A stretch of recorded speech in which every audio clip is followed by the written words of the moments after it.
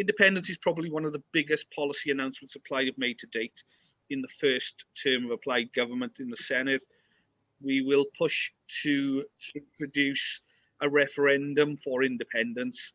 If everybody in Wales voted for Plaid Cymru, we wouldn't have enough to form a government. But I was looking at it, forming a government of Britain. And the best way I can put it is, I wouldn't say since Boris Johnson came on board, but since Cameron, the Tories have been in, it's just been shambolic. And Johnson has taken it to an absolutely new level of incompetence. And basically, I've come around to thinking that we didn't vote Tory, we are actively being punished. And I'm not prepared to live in fear. That is why I got behind the Indie campaign, because at the end of the day, we are getting a raw deal. I think we could do better ourselves. And at the end of the day, I think that any nation really should want independence. I can't think of any nation that would want to be governed by another nation. The way things are now is absolutely shambolic. And, there's nothing to lose. I don't think there's one sort of key moment that pushed me in that direction. It's just something I've always been very passionate about Wales, and obviously as a grown up, my first vote was the 2010 general election, and ever since I've been of voting age, then the Tories have been in power, and what in Wales, what we vote for, we don't get. I want a government in Wales who's responsible for Wales, who's been elected by people in Wales, and directly responsible for how we move forward as a country. I don't, pretty much what Andrew said, I reiterate a lot what Andrew said, but the fact that in Wales we can vote for Labour and have done for generations then, but it makes very little difference. The Senedd, the handling of the COVID, yes, it's been better. Could it have been better still? Yes, I think it could have. Its areas could be improved on, yes, but ultimately we get dictated to by Westminster. And that goes again with recently, they're saying they're cutting the number of Welsh MPs, and I want to be able to control our own destiny, and not have it dictated to us. You mentioned Belgium as a country, and Belgium with multiple languages in that country. There are European countries with around a 3 million population who survive very nicely without a kind paternal figure across their borders. What's the biggest economic thing we'll have to do? Well, one of the things, moving forward, green energy, Wales, is it, if I remember rightly, produces, I think, 5 times more, or exports 5 times more energy than it uses, is actually, exported, to the national grid. We could be at the forefront of tidal research, with our coastlines. Climate change is a big thing at the moment. Water, I don't know where we'd stand with that. I mean, I know this is a not-for-profit organisation. Well, I'm thinking you can't live without water, right? When it came to the water supplies, if Wales became independent and we took control of our water supply, it's a pretty big bargaining tool. And apart from the revenue that we could gain by selling it, because let's face it, everybody needs water. If Westminster said, well, look, we've built all these dams, we own them, I would take that argument back to the fact that, well, yes, you might have built them, but, we were never part of a union. You annexed our country in times past. And therefore, it could be argued you had no business coming in and flooding through Erin, I want to bring Dylan in on this, because obviously your job, Dylan, you work in forestry. Yeah. So the environment in Wales is obviously going to be massively important to you. Massively. Just to touch on some of the things Andrew said about the reservoirs and that, and the water isn't, exported then.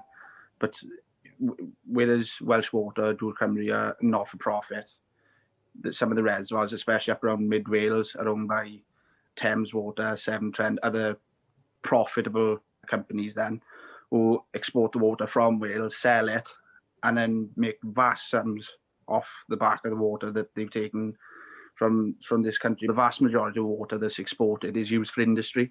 It's not just drinking water. So it is, again, when you come to, it's a massive economic bargaining chip then, you know, the fact of the water. I'm also thinking with the environment, because this is really pertinent to Merthyr now. Merthyr's going to a very tourist-based economy since Bike Park Wales and the Dolygarry site and talk of Rhydycar West. But how do you see the ability to use our environment to promote not just tourism, but other things? To be honest, I've said in the past, just in conversation, in Merthyr, people need to realise we've got a unique opportunity, whereas we're 25 minutes, half hour off the M4 corridor. We're literally on the foothills, the Brecon Beacons. You know, the recent days have been people travelling under lockdown to come and walk in these mountains. So it's a massive opportunity for tourism to explode in Merthyr then. You know, gone are the days where Merthyr was the whipping boy then, you know, the laughing stock of the valleys where, I wouldn't like to go to Merthyr, do you know what I mean? Whereas, you know, we're starting to get the infrastructure with Rhydycar, and, you know, obviously that suffered immensely under COVID and the retail parks and things like that. And like you mentioned, Bike Park Wales, Rhydycar West, you know, the infrastructure is coming to the area. And I'm a firm believer of the saying, build it and they will come.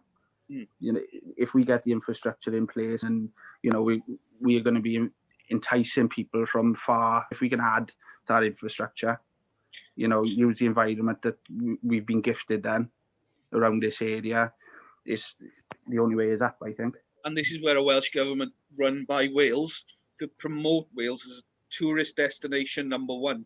Look at Absolutely. it from the point of view, we've got the environment, we've got the history, we can build, as you said, build it, they'll come. We can build the hotels and things like that. We need to support it, build it, but you need somebody to drive that joined up view of how we become tourist destination number one. And with the best will in the world, the UK government has got all these bits that they think about. Probably we're last on the line. So I talked a little bit earlier on about the pledge from Plaid that we'll deliver a referendum on Welsh independence in the first term. What would be your voting intention? Would you vote Plaid at the next Senedd elections to start with? Yes, I would vote Plaid. I wouldn't. Absolutely, 100%. Brilliant. I'm going to finish it off with one little fun question. So, over the last couple of days, we're recording this on New Year's Day, and Charlotte Church has released a little cartoon video of her singing a song today, and Michael Sheen has been very vocal in the press over the last couple of days. What celebrity do we need to come out for Welsh independence? What celebrity do we need to drive us forward? I'll kick it off. I want the Manic Street Preachers to come out to do a gig for us. Yeah. Come on, James Dean Bradfield. Yeah. That's a good shout. I was listening to them last night, actually. Yeah, the Manic would be a good one. As you said, with Michael Sheen, I mean, he's been incredible, the last couple of days. Maybe a lot of our sporting heroes, maybe speaking out, past and present, So baby Nigel Owens, the referee? Yeah. Now then, you boys, I've told you before, you've got to vote for independence. Grow up, or I'll be sending you off. See, I think that would work.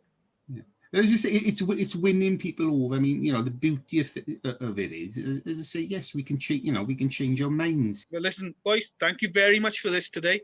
And obviously, this will go as part of the podcast now, and I'll edit it down, and we'll have a nice little 10 minutes or so video, and I'll try and put a big moon over Andrew's face. Thanks, boys. Cheers. No problem. Thank you very much. Bye-bye. Bye-bye. Bye, boys.